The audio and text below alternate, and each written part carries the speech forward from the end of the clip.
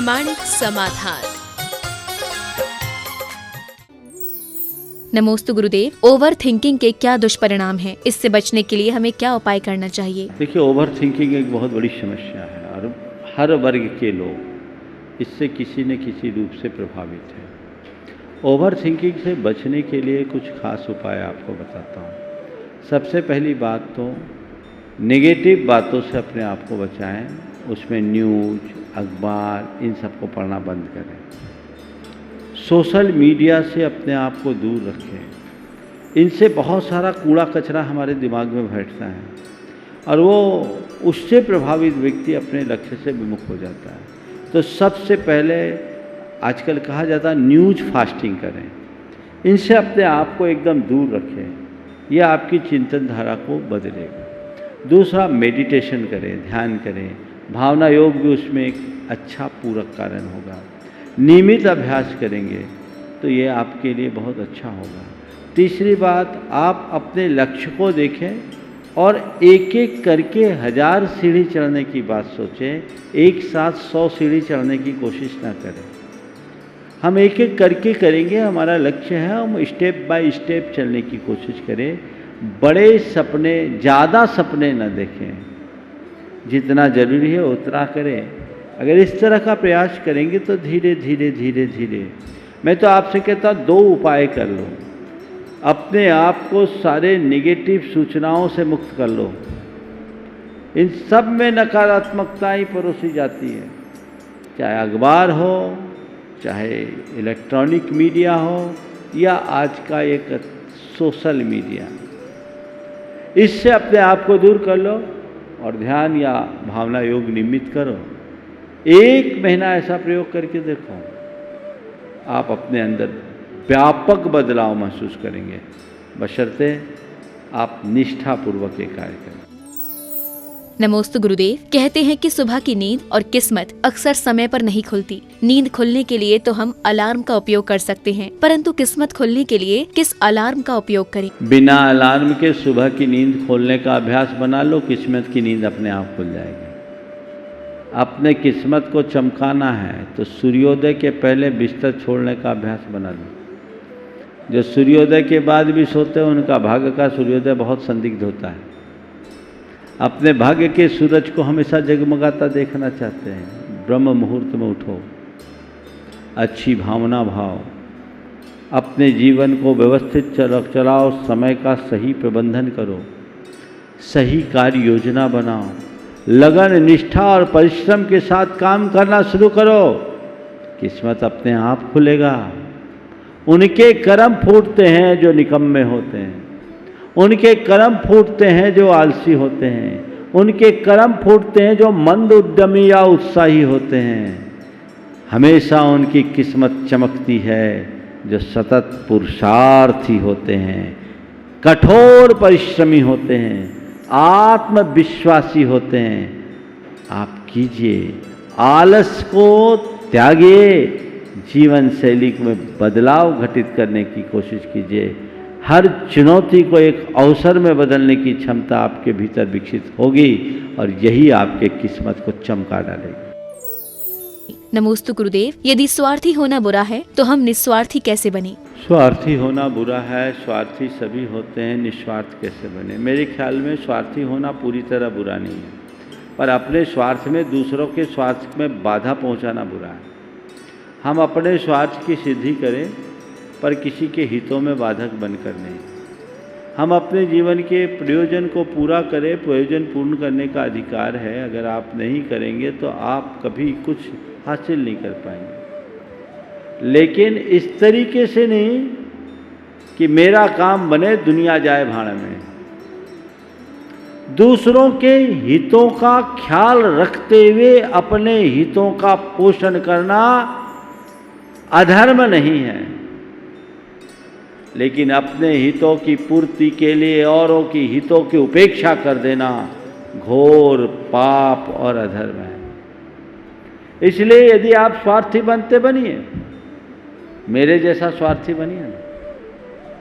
मैं अपना मतलब देखता हूँ और मेरी पहली प्राथमिकता होती है वो मेरी अपनी चर्या, अपनी क्रिया, मेरी भाव शुद्धि मेरा लक्ष्य। उससे मैं कभी समझौता नहीं करता, क्योंकि मैं साधु अपने लिए बना हूं। लेकिन हाँ, मैं अपनी चर्या क्रिया में किसी का अहित नहीं करता, किसी को नुकसान नहीं पहुंचाता। ऐसी कोई क्रिया नहीं करता जिससे किसी का हित बाधित हो। ये सच्चा स्वार्थ है। और इसके बाद जब मेरे पास समय, सुविधा और अनुकूलता होती है, मैं औरों के बारे में सोचता हूँ, उनके हित के बारे में सोचता हूँ, पर उससे अपने लिए कोई अपेक्षा नहीं रखता। ये निस्वार्थपना है। अपने प्रयोजन की पूर्ति में लगना स्वार्थ है, लेकिन अपने प्रयोजन की पूर्णता के बाद बिना किसी अपेक्षा के औरों के हितों की पूर्ति करना निस्वार्थ वृत्ति है। आप पूर्णतः निस्वार्थ होकर लोगों के हित में लग सको न लग सको, कोई चिंता नहीं, लेकिन अपने हितों की पूर्ति के बाद तो औरों का ख्याल रखो। खुद भूखे रहकर औरों का पेट न भर सको तो कोई बात नहीं, अपना पेट भर जाने के बाद बची हुई रोटी तो भूखों को खिलाना शुरू करो। ये लक्ष्य तो रखो। स्वार्थी बनना और संवेदन शून्य बनना, इसमें बड़ा अंतर है। मैं अपने हित की पूर्ति करूं, ये मेरे स्वार्थीपन का दृष्टिगोचर है, प्रमाण है। लेकिन अपने हितों के साथ औरों के प्रति आंख मूंद लूं, ये मेरी संवेदन शून्यता का द्योतक है। संवेदन शून्यता अच्छी बात नहीं होती। इसलिए इस सीमा रेखा को समझते हुए अपने जीवन को आगे बढ़ाना चाहिए। नमोस्तु गुरुदेव। विपदा के इस काल में मानव जीवन में मिठास की जगह कड़वाहट उतरती जा रही है, तो संकट के इस काल में हम परम शक्तिमान के अदृश्य हाथों को कैसे पहचानें? परम शक्तिमान के अदृश्य हाथ को हम कैसे पहचानें? देखो, समय काल और परिस्थितियों के अनुरूप चीज़ें बनती हैं और बदलती हैं। वर्तमान त्रासदी ने मनुष्य के जीवन शैली में व्यापक बदलाव किया है और बहुत लोगों के जीवन शैली में बदलाव आया है। आप जो कह रहे हैं कि कड़वाहट आ गई, मैं इससे पूरी तरह सहमत नहीं हूँ। हाँ, ये हो सकता है कि बहुत सारे लोग इस त्रासदी के प्रति लापरवाह हो रहे हैं। मुझे इसके पीछे एक कारण दिखता है। जब किसी चीज़ के प्रति आदमी खूब लग जाता है और वो नियंत्रण से बाहर होने लगती है, तो फिर व्यक्ति भगवान भरोसे ही जीने लगता है। मुझे ऐसा लगने लगा है कि लोग अब भगवान भरोसे जीने का अभ्यास बना लिए। अब भैया कहाँ तक करेंगे, जो होगा सो होगा, जो होगा सो होगा। ये बात ठीक नहीं है। हमें अपनी ओर से सतर्कता निभानी है, क्योंकि ये लड़ाई अभी लंबी चल रही है। जितना बन सके अपने आप को बचा करके चलें, सावधानी से जिएं, तभी हम कुछ अच्छा कर सकेंगे। नमोस्तु गुरुदेव। यदि जीवन में कुछ पाने की इच्छा शेष ना हो तो उसे मोक्ष की स्थिति कहते हैं, परंतु जीवन में कोई भी सफलता ना मिलने से यदि इच्छाएं ही समाप्त हो जाएं, तो क्या इसे भी मोक्ष की स्थिति कहेंगे?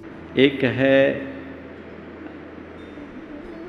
अनिच्छा और एक है उचाट।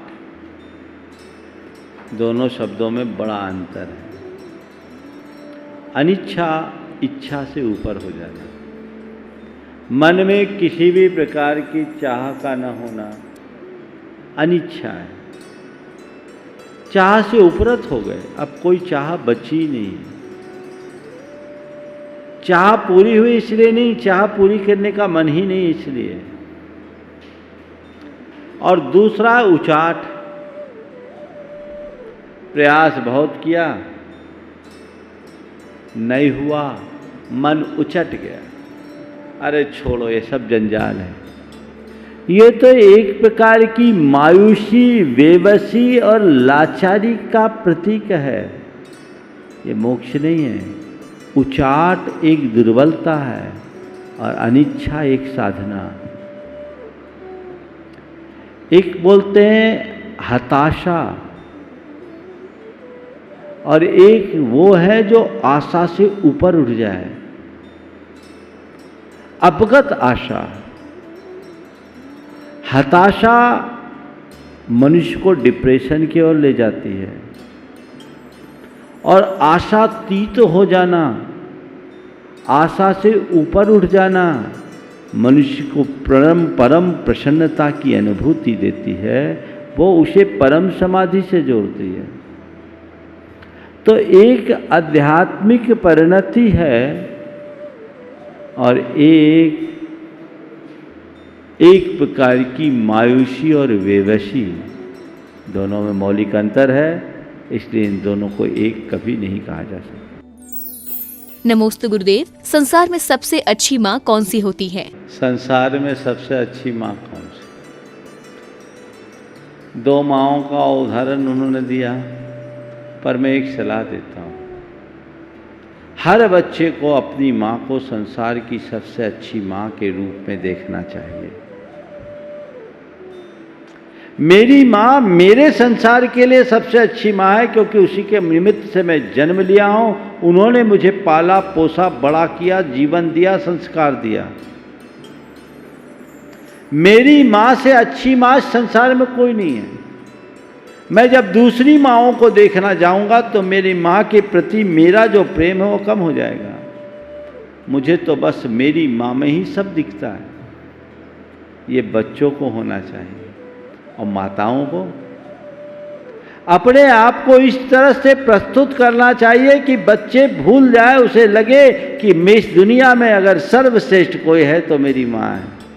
और वो तभी बन पाएगी जब बच्चों को ठीक तरीके से लालन पालन करते हुए संस्कार देगी, शिक्षा देगी, समझ जगाएगी। तो ये चीज़ें उनके साथ जुड़नी चाहिए, तभी आगे बढ़ पाएंगी। निश्चित रूप से वो माएँ बहुत अच्छी है जो अपने बच्चों के भविष्य को संवारने के ख्याल से हर पल उनके संस्कारों के प्रति जागरूक होती हैं। उनको उनकी दोषों और दुर्बलताओं से मुक्त कराकर अच्छाइयों से जोड़ने की कोशिश करती है। वो माँ कभी अच्छी नहीं कहलाएगी जो बच्चों की हर अच्छी बुरी बातों में अपनी ओर से सम्मति देते हुए उनको उनके अहित के मार्ग से हटाने का प्रयास नहीं करते। छोटे बच्चों के प्रति माँ बाप को बहुत गंभीर और जागरूक रहना चाहिए। बच्चे जब बड़े हो जाएं तब वो अपने चुनाव के लिए स्वतंत्र हैं, लेकिन उससे पूर्व उनकी नींव इतनी मजबूत हो जानी चाहिए ताकि वे खुद औचित्य का विवेक रख सके और उचित अनुचित का ठीक रीति से चुनाव कर सके। नमोस्तु गुरुदेव, व्यावहारिक जीवन में उपहारों के आदान प्रदान की क्या उपादेयता है तथा इसका हमारे जीवन पर क्या प्रभाव पड़ता है? देखिए, उपहार देना लेना प्रेमाभिव्यक्ति का एक माध्यम। प्रीति के 6 लक्षण बताए हैं हमारे नीति ग्रंथों में। ददाति प्रतिगृह्णाति, गुह्यमाख्याति पृच्छति, भुंक्ते भोजयते चैव षड्विध प्रीति लक्षणम। कुछ देता है, बदले में कुछ लेता है। गुह्यमाख्याति, दिल की बात कहता है। पृच्छति, दिल की बात पूछता है। भुंक्ते, खाता है। और भोजयति, खिलाता है। ये प्रीति के 6 लक्षण। प्रेम बढ़ाने में ये 6 चीज़ें बड़े कारण होते हैं। देना लेना, बताना, पूछना, खाना और खिलाना। तो उसी में उपहार की परिपाटी रही, जिसमें विशुद्धतया उपहार देने और लेने वालों की भावनाओं का संबंध रहा। उसका बाह्य मूल्यांकन कभी महत्वपूर्ण नहीं रहा। लेकिन जब से सभी सामाजिक मूल्य अर्थ प्रधान होने लगे, तब से लोगों ने सभी चीज़ों को आर्थिक दृष्टि से देखना शुरू कर दिया और ये दिखने लगा कि किसने किस मूल्य का हमें क्या सामान दिया है हम भी उसको उसी हिसाब से देंगे। अभी रक्षाबंधन आने वाली है, बहनें भी भाई की जेब देखकर राखी निकालती। समय बदल गया। ये सब हमारी भावनाओं की शुष्कता का प्रतीक है। हम हर चीज़ को आर्थिक नज़र से देखना शुरू कर दिए। इससे हमारे अंदर का जो प्रेम और आत्मीयता का मूल तत्व है वो बुरी तरह प्रभावित हो रहा है। हमें इनके प्रति जागरूक होना चाहिए, सावधान होना चाहिए और अपने आकलन का तरीका बदलना चाहिए। श्री कृष्ण के पास सुदामा क्या ले गए थे? चावल के दाने, वो भी देने में सकुचा गए। श्री कृष्ण झपट के खा गए। ये उपहार प्रसाद जो है सब मानकर उनने उनका मजाक नहीं उड़ाया। लेकिन उसके बाद जो सुदामा ने पाया, एक बार तो लगा था कि सुदामा को कि मुझे जो चाहिए था वो मिला नहीं, गांठ का और चला गया। लेकिन घर पहुंचने के बाद उसे पता लगा कि वाकई में मैंने क्या पाया है। तो हमें कोई छोटा सा भी उपहार दे, उस उपहार की सामग्री या उसके मूल्य को न देखें, उसके पीछे छिपी हुई भावना को पढ़ने की कोशिश करें। भावना से शून्य होकर कोई कितना भी बड़ा उपहार दे वो हमारे काम का नहीं। भावना को प्रमुखता देना चाहिए। नमोस्तु गुरुदेव। जीवन जीने की सार्थकता कुछ करने में निहित है या कुछ होने में, और जीवन जीने के लिए कुछ करना उद्देश्य होना चाहिए या कुछ होना? जीवन जीने में करने की सार्थकता या होने में, जीवन का उद्देश्य करना होना चाहिए या होना। मैं कहता हूँ न करना न होना, बनना होना चाहिए। जो मैं हूँ वो मैं बनूँ, मेरे अंदर जो योग्यता है वो विकसित हो, मैं अपने आप को पूर्ण बना सकूं, स्वयं को पूरी तरह साबित कर सकूं, ये हमारा प्रयास होना चाहिए। करने की बात कई बार कर्तृत्व का अहंकार जगा देती है, लेकिन बनने की भावना अगर मन में आ जाए तो बहुत कुछ घटित हो जाता है। वो रूपांतरण से होता है। अपने चित्त को मोड़े, अपना लक्ष्य बनाए, उसके अनुरूप पुरुषार्थ जगाएं तो ये बातें सहज घटित हो सकती है।